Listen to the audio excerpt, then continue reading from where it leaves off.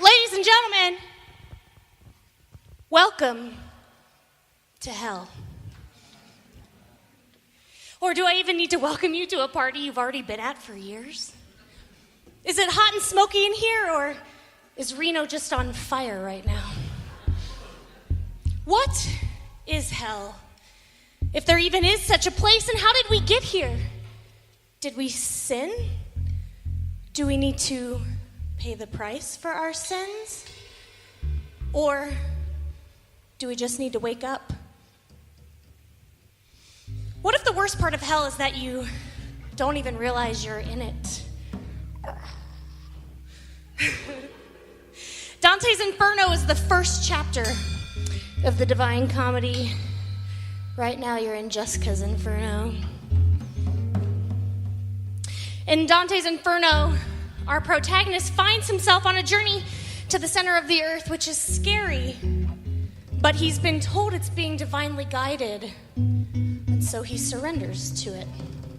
Now, the first people he meets outside the gates of hell are the fence sitters, the people who are condemned to pace the shores of hell for eternity because they could never make a decision in their life.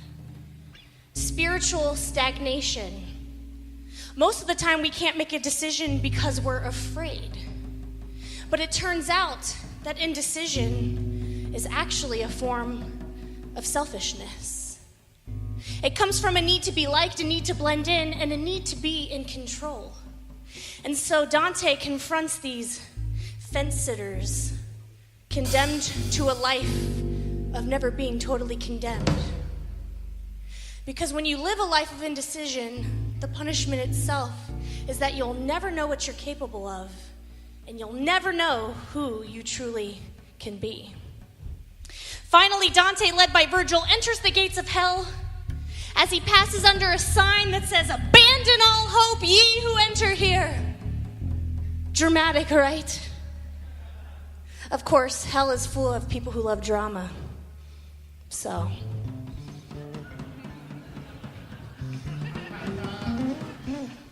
they tried. They wouldn't let me put out a big sign for you guys as you came in tonight.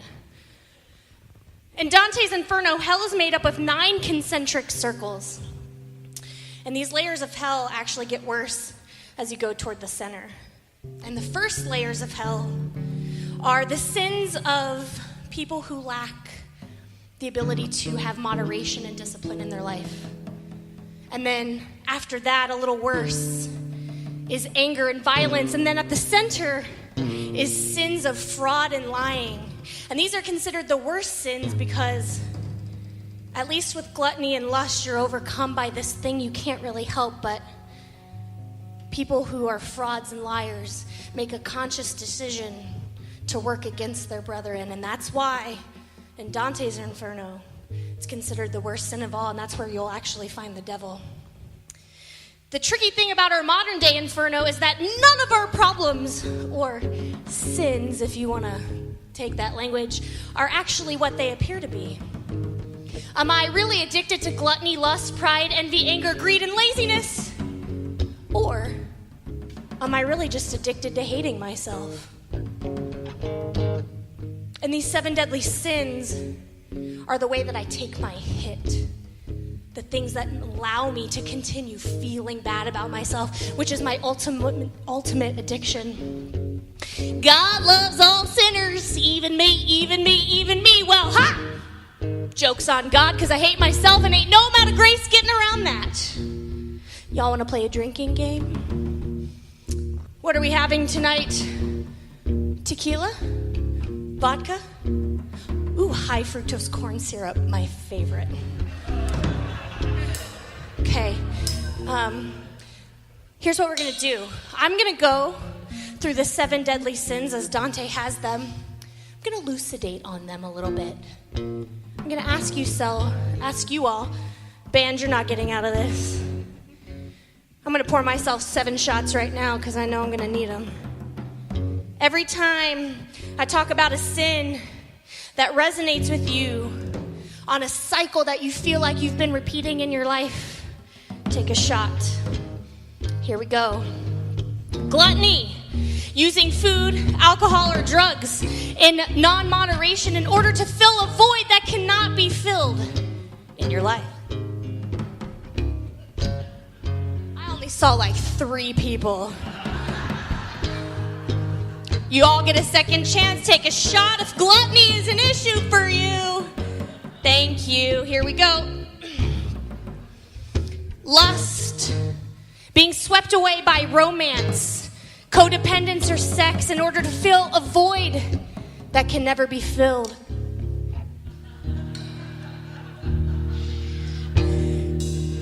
I saw everyone else who took a shot on that, and I will talk to you after the show. All right, here we go. Number 3, greed. Seeking more than you need in order to fill a void. Are you guys getting a theme here? Here we go. Greed.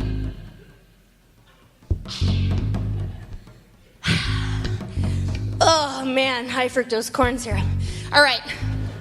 Pride. Number 4, placing your value in things for credit. Taking accolades for the things that you've made and achieved, instead of taking your value from your divine inheritance. I am what I make, and I am what I do, and I am what you see on Facebook. Here we go.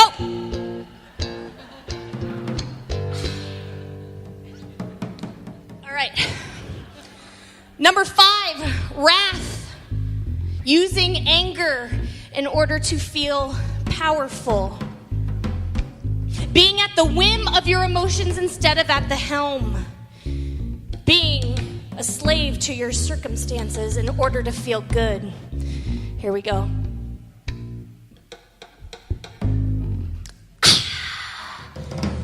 Thank you. Last 2. Envy. Coming from a lacking place in your consciousness. Coming from a lacking spirituality and a lacking metaphysics, such that when those around you have more, it makes you feel bad about what you have. If you're jealous of my shot right now, you should have taken one. And finally, number 7, laziness. Raise your glasses, y'all. Here are to those of us too selfish to make a change. Ugh.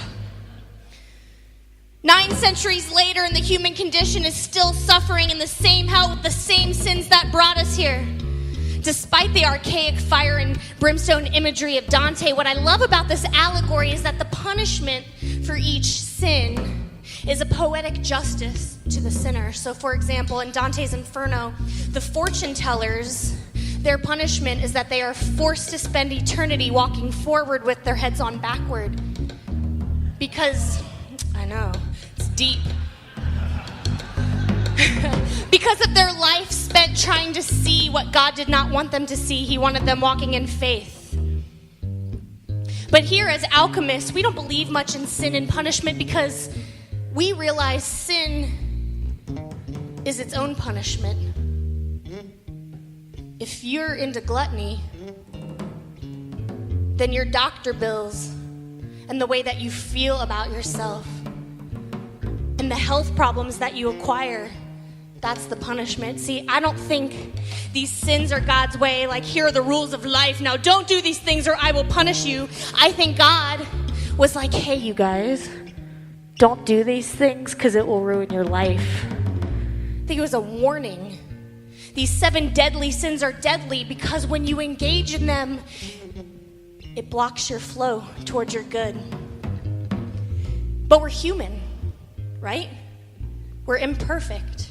And we're going to struggle with these things all the time. It's a daily battle to learn control and moderation and how to love ourselves enough to stay on the righteous path and to stay out of hell. Here's the interesting thing. In Dante's Inferno, the only difference between the sinners in hell and the sinners in purgatory, which is the next level, is that the sinners in purgatory knew that they had sinned and they were asking for redemption, and they were willing to work on their sins in order to learn how to dissolve their flaws of character and become healthier, better versions of themselves, whereas the sinners in hell justified their sins. They went out of their way to deny their sins, blame other people for their sins, or completely reject that they ever even existed. Now that, to deny who you are, even in your flaws, is the biggest sin of all. And that's why you will find yourself in hell. It's a matter of honesty, awareness, and consciousness. Hell is only hell because you've been refusing to see the role you've been playing in keeping yourself there.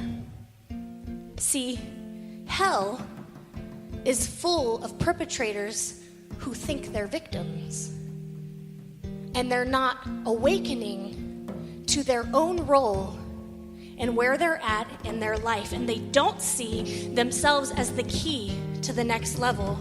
If you want to evolve out of hell into the next level, the first thing you need is awareness of what you're doing. The second thing you need is a desire to change, a desire to evolve, and a desire to be better. And number 3 is a new behavior, a new choice, a new action, even if it's harder. It's all an illusion. You're just doing it to yourself, and you just needed to wake up.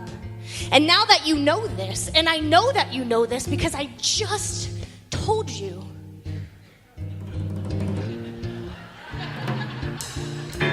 smarter and funnier than I think. Okay. You can't be in hell anymore because I just gave you step 1, awareness. And you're here tonight because I know you want to make a desire to change. And now we're going to do something different. So ladies and gentlemen, welcome to Purgatory.